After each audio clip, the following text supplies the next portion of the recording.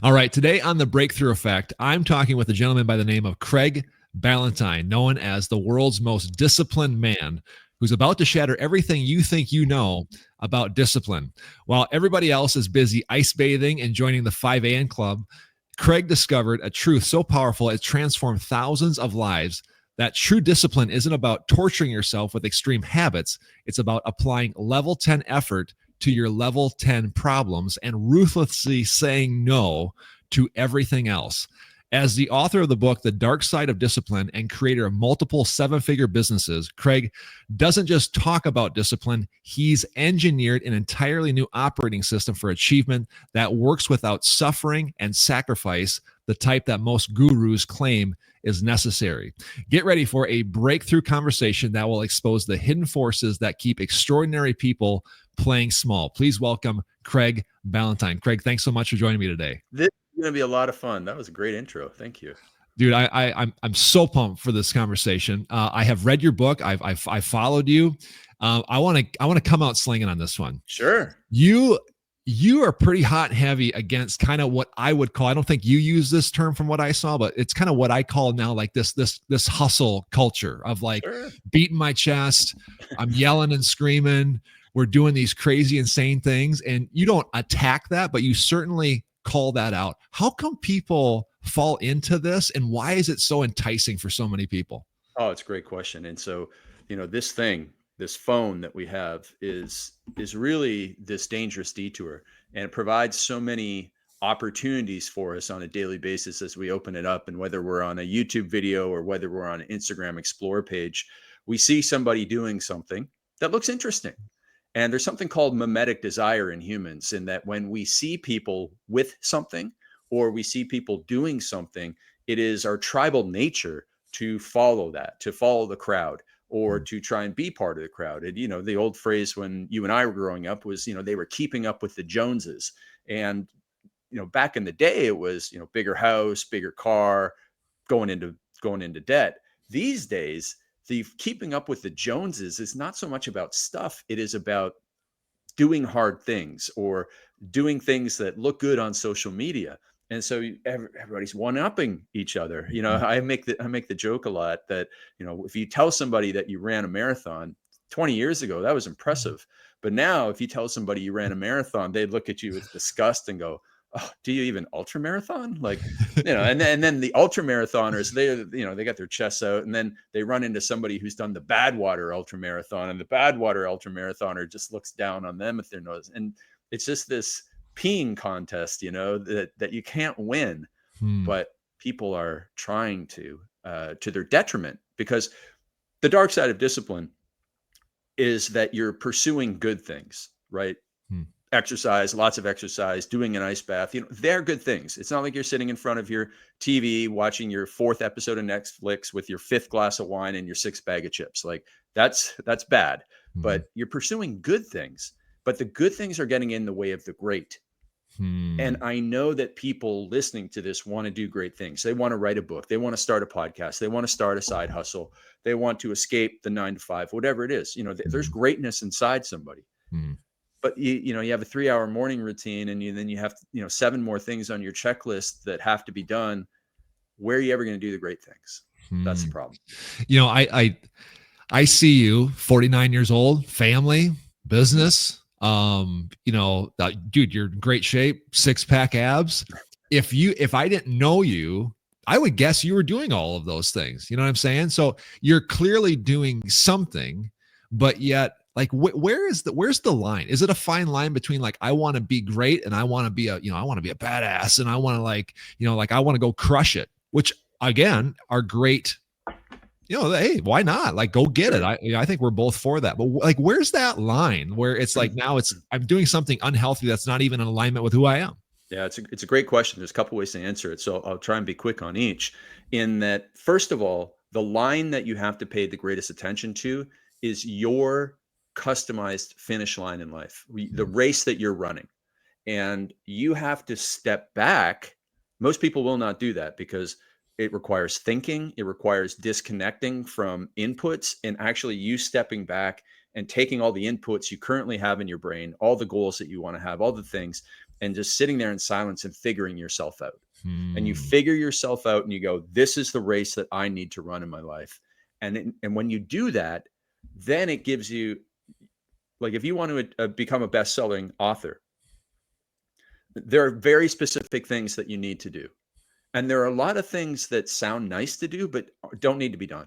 Like, to be Hmm. a best-selling author, is it necessary or sufficient to do a cold plunge? So what I mean by that is, everybody who's become a best-selling author, did they cold plunge? No. So it's not necessary.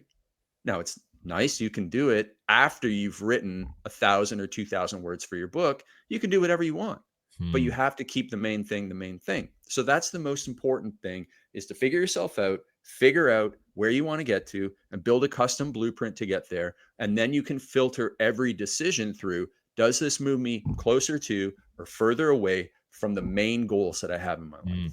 Dude, that's incredibly powerful. I'll just share really, really quick. Right Mhm. after I launched my book last year, 2 weeks to the day after, by the way, like I walked away from my second career, Mhm. 4 kids, self-employed, one income, have a wave of momentum online, which is kind of where we kind of live in this Yeah. space. There's a lot of online energy. 2 weeks to the day after, lost my identity and lost my two biggest platforms, and was told by a mentor, a mutual friend of ours, like, this is going to be the best thing that ever happens to you.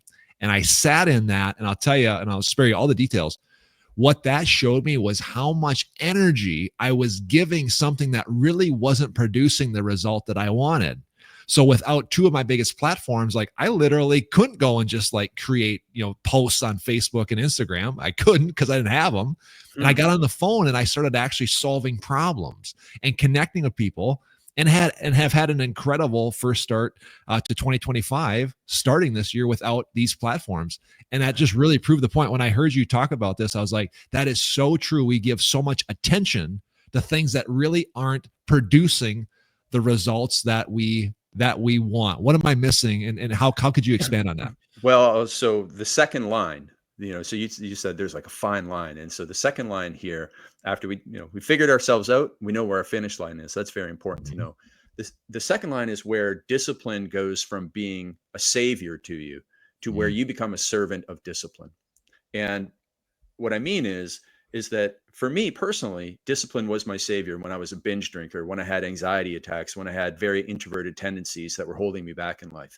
Discipline, by building better habits, got me out of those situations. Mhm. But then there's the very fine line where you cross over, and your discipline and all the things that you're doing, now you become a servant to it, and it kind of puts you in a prison and it holds you back. And this is where doing all the things, the good, get in the way of the great. And on a lower level, or kind of it's not a harmless level, it's very harmful to your dreams, but it's not hurting anybody else. It just gets in the way of you accomplishing great things, right? So if you Mhm. have a million things you have to do in order for you to define yourself as disciplined, you're never going to be able to do the great things. And I have a quote that says, if you want to do great things, you have to do fewer things. If you want to do Mm. great things, you have to do fewer things. Mm. So when Kobe Bryant was alive, he focused on basketball all the time, and he became one of the greatest. And he wasn't out trying to write a book and trying to do all the things that he did post career. Was starting his businesses and stuff. He did great things after, but Mhm. during his career, he was focused on being a great basketball player. He Mm. couldn't have gone and done the other things. Yeah. Now, the reason why I wrote the book, though, is because I've seen it go so far in people that they became so focused on impressing strangers on the internet with discipline routines and selfies of them cold plunging or working out twice a day. And then combined with how much time they put in their businesses, they isolated their families, and the Mhm. relationships got to the point where I've had friends whose wives walked out on them with the kids because they were just sick and tired of being neglected. And because the person was choosing discipline challenges over their family. Hmm. And Yeah. that's the fine line you do not want to cross. Absolutely not at all. So powerful. Again, I'm watching somebody, here in front of me, like, talk about these things and being so successful about them. Like, how do you mentioned in your book, like, standards trump discipline. Like, Yeah. so, like, how do you come up with, the list, or how do you choose what are the things I'm going to throw all of my energy at or into? Yeah. Self reflection and introspection, which again, challenging for people in this day and age of being reactive to the phone, right? There's a million things that, electronically we're addicted to, Mhm. for better, for worse, right? Like there's some good stuff to social media. It's how I connected with, a mutual friend of ours that got me connected with you. But I use social media. I don't let social media be used on me. And that's a big mindset shift for a lot of people. I Mhm. spend a lot of time in self-reflection and introspection. And you can do that through journaling, meditation, prayer, whatever it is that helps you figure yourself out. One of the techniques we talk about in the dark side of discipline is watching the movie of your day. Every single day, you just sit back and you go, all right, here's what I wanted to accomplish. So you have them, everybody has a movie script for their day. It's called their to-do list or their calendar. Great. Here's what you wanted to accomplish. Now you sit back at the end of the day and you compare the movie, how the day actually went against the movie script. And where did things go wrong? Where were you off track? What distracted you? What took up your time? Where did you act out of character? Where did you act in a way that you weren't proud of? Where did you do things that were right? What went great in the day? And we start to reverse engineer and identify cause and effect. And if we find, like, I woke up in the morning and I was supposed to get up at 6, but I hit snooze twice, and then, I had too much caffeine, too much sugar, and then I got late into traffic and I was late for work and I started snapping at people. Okay, well, let's reverse engineer. Why did that bad thing happen in the first place? Oh, it's because the night before I didn't get to bed on time. All right, Mhm. why didn't you get to bed on time? Well, I was doing this, this, and this. Ah, that's where we need to correct. And we correct ourselves so that we get up on time. And the next thing you Mhm. know, the days become better. And it's through that self reflection, introspection, you identify areas of improvement that really matter, towards your big goals and dreams, which you've also identified through the Mhm. self reflection, introspection. One of the things that we say in the book is that everybody these days is posting that they do hard things, Mhm. in air quotes, hard things online. I take a cold shower, I do hard things. I work out twice a day, I do hard things. The hardest thing for most people in history, and especially today, is to think, to actually just stop what they're doing and be proactive and think about what they want to accomplish and how to get there. Hmm. Most people don't do it because they're just too reactive. Hmm. Man, that's incredibly powerful. And I think if people have the courage to actually do the introspection, like you mentioned, the reviewing of your day, and then have the courage to like start subtracting some of those things, man, that's when like you'd really start to see this transformation take shape, because now you're aligned. I love the word alignment, and you mentioned that. We mentioned it in the in the intro as well. Like there's alignment there, when right? your Like, when your goals are not aligned, so when your actions are not aligned with your goals. So for yeah. example, I used to do a lot of workshops, and I'd have these entrepreneurs come in, very successful, very wealthy, and they would, we'd start off with some high level stuff, and they talk about how they want to raise well adjusted children, like on the family side, that's their number one goal. And Hmm. then we would talk about what their day to day looks like, and it was like, okay, it's an hour commute, it's 12-hour workday, it's an hour commute home. And you can see, like, that's obviously, that action is out of alignment with goal. Hmm. And therefore, they were wondering, I don't understand why I'm stressed. I don't understand why the family dynamic is not working. I don't understand why there's tension with my wife. Well, it's very obvious to the outside eye. You Hmm. haven't done the self-reflection and introspection, sir, to realize that you're doing this. You want to go west, but every action that you're going east. Like, it's Hmm. just out of alignment. And that out of alignment causes stress inside of us. It causes anxiety. When I used to have anxiety attacks, Jared, and one of the reasons why I had them was because I was a personal trainer and I wrote for Men's Health magazine from Monday to Saturday morning. And then I was a binge drinker from Saturday afternoon until Sunday morning. And those things do not compute. Hmm. And I lived that way for a couple of years. And I felt a lot of embarrassment on Monday morning inside, a lot of shame. And it compounds. And Hmm. eventually it, manifested in an anxiety attack for me that was so bad that I went to the emergency room. And it happened multiple times over the first 6 months of 2006 until I corrected my behavior. But it was all through that hypocrisy. That misalignment is a polite way of saying you're a hypocrite. And man, hypocrite is like, there's like people who steal purses from old ladies are here. And then underneath that is Hmm. hypocrite. Like, that's how bad it is.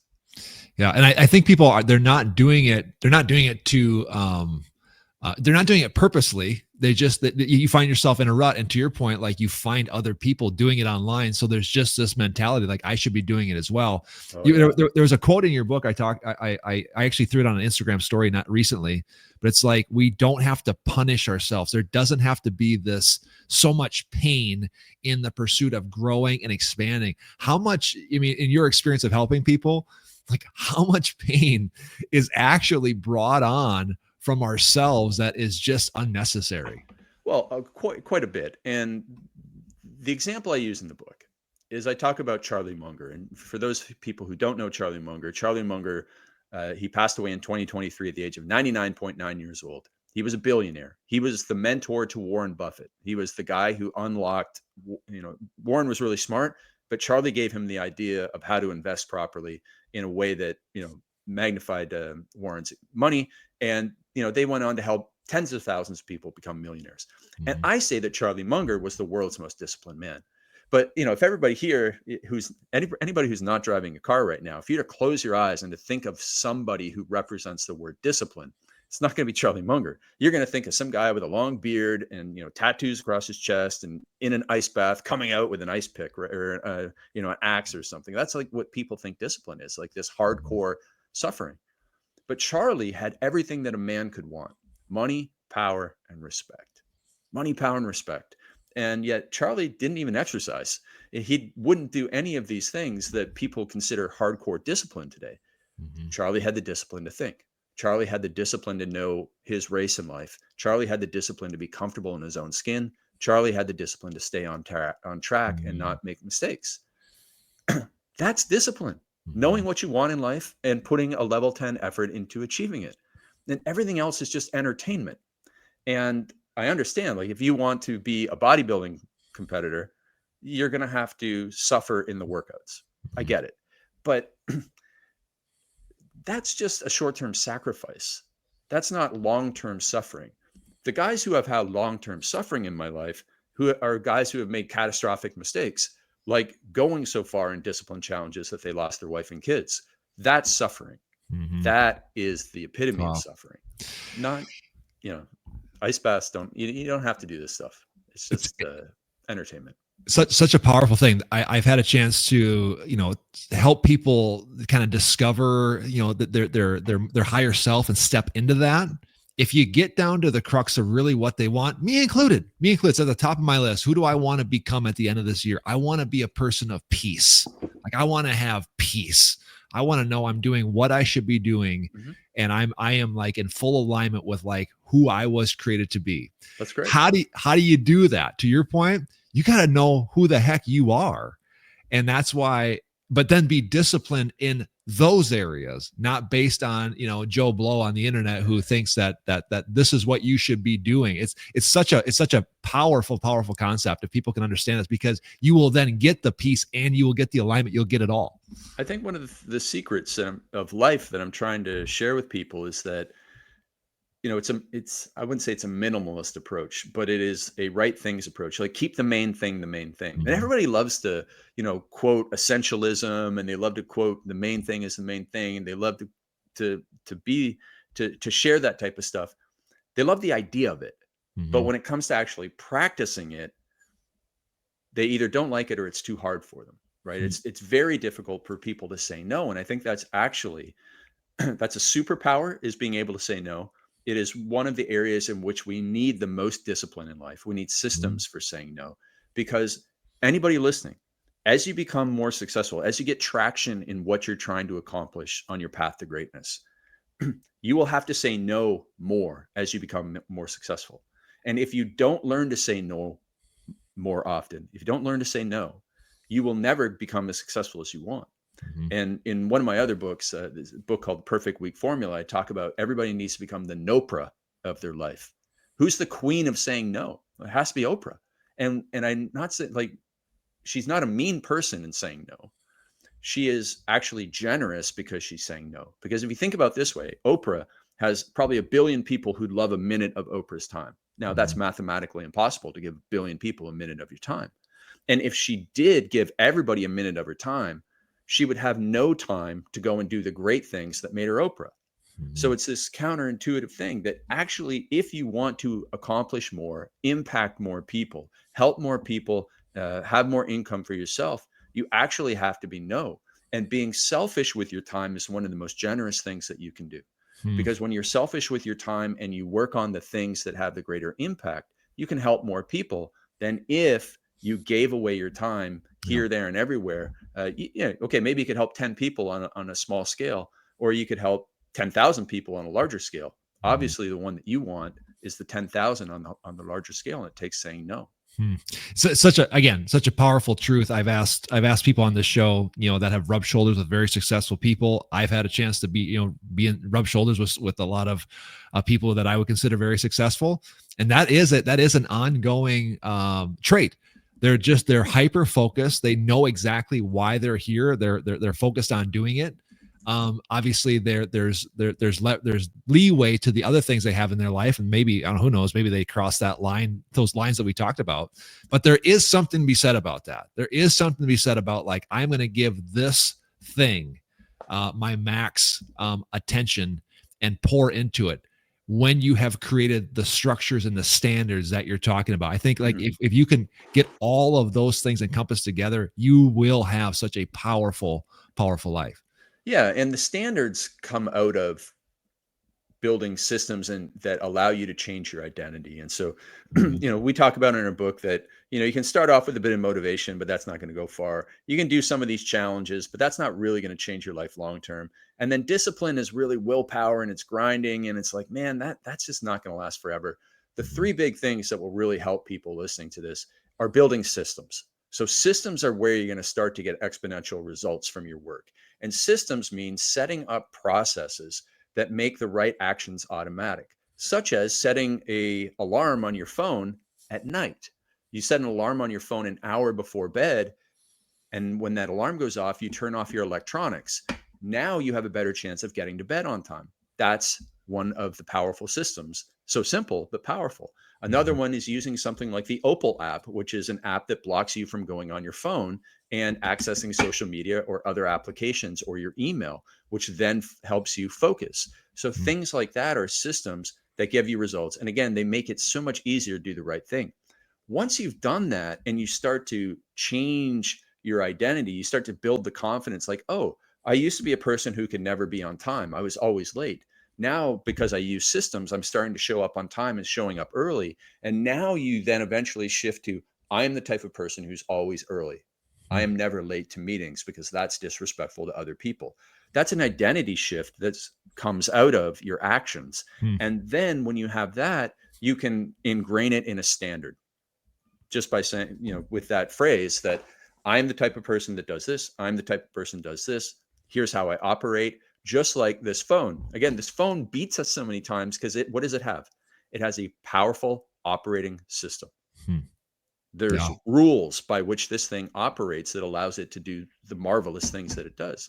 Mhm. And when you're a human and you have standards, like I have a standard that I don't swear, I don't curse or swear. I also personally don't drink alcohol. These are things that are standardized for me.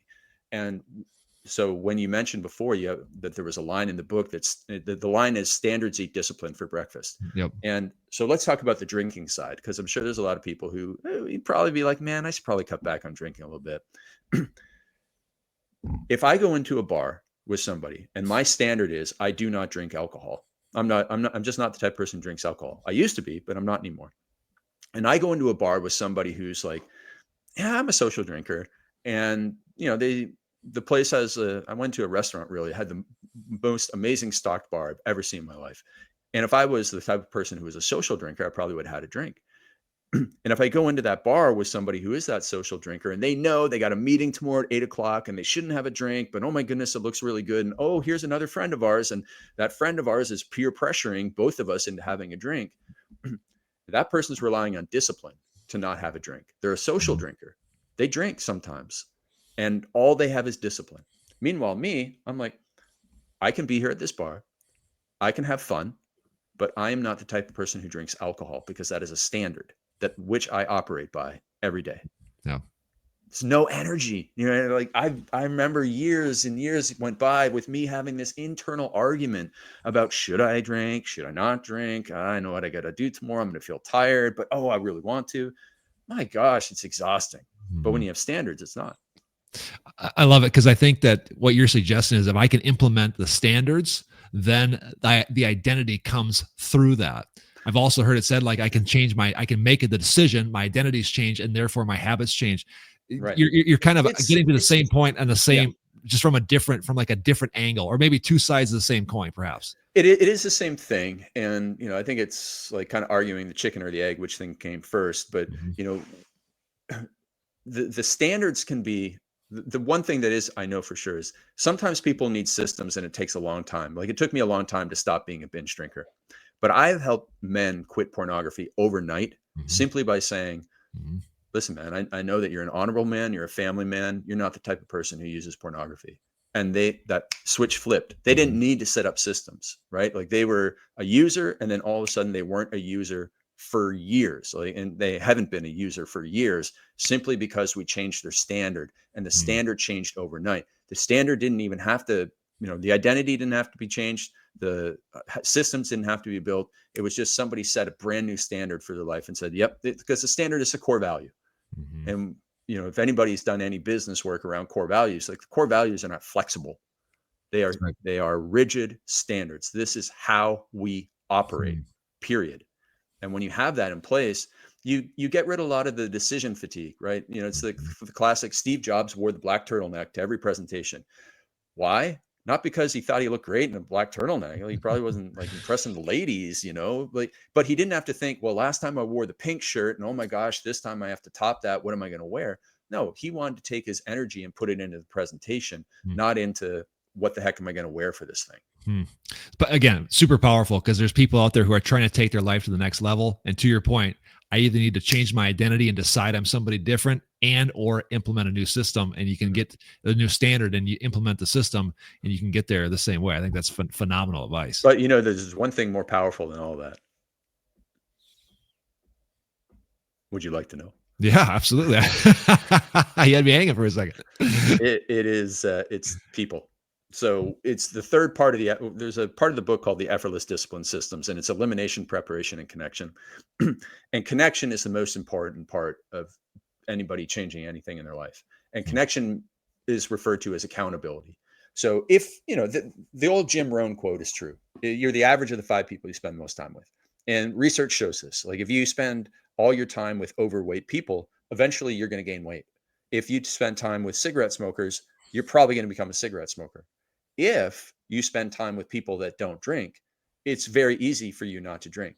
If you spend time with people who are like-minded, positive people who are also trying to grow a side hustle or change their career or become great, you have a much greater chance of you having traction and success. Being part of this community that Jared's putting together, like, it's a no-brainer. You got to be part of it if you're truly in alignment with the goals that you set.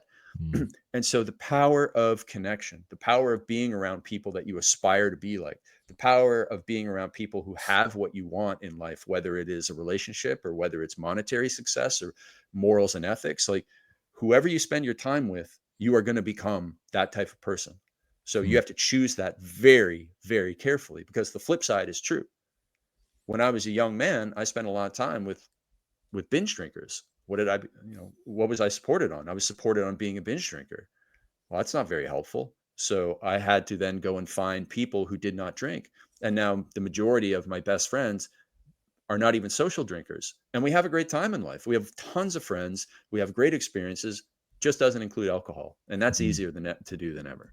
Wow, dude, this is so powerful. I encourage people that have listened to this podcast, holy cow, go back and listen to this, because what you just said there is just such a great way to wrap a bow up around this, because you are really setting yourself up for success if you give yourself all 3 of those. You are really, really giving yourself the best chance to move the needle, expand, and grow, and have the breakthrough that you are seeking. So I appreciate you coming on the podcast here today and dropping some of these bombs. I'm so appreciative. Before I let you go, give people a little insight. Where can people find you? Where's the best place to find more about you and what you're doing? Absolutely. So The social media I use the most is Instagram. So hit me up at Real Craig Ballantyne, and then grab the book at darksideofdiscipline.com or on Amazon, the ebook, audiobook. We were chatting before we started about Jared's amazing smooth radio voice and TV voice, and this is my podcast voice. But when I do the audiobook, The Dark Side of Discipline, I'm able to drop down into my own little radio voice for the 2 hours. So if people enjoy a performance, please check out the audiobook. You have a great radio voice, by the way. And that's all self-taught. It's That's incredible. it's something that and it's through like watching other people and being around other people. And I used to be a poor speaker, because I like I said, I had the introverted tendencies. I'm not an introvert. I don't label myself, and I didn't like speaking, but I wanted to be a better speaker. So I started watching comedians and I started watching pastors, and then I started thinking about what tonality do I want to have? And you can go down that rabbit hole, and that just shows you that everything is a learnable skill, and you can change anything about yourself, even your voice, in order to impact people.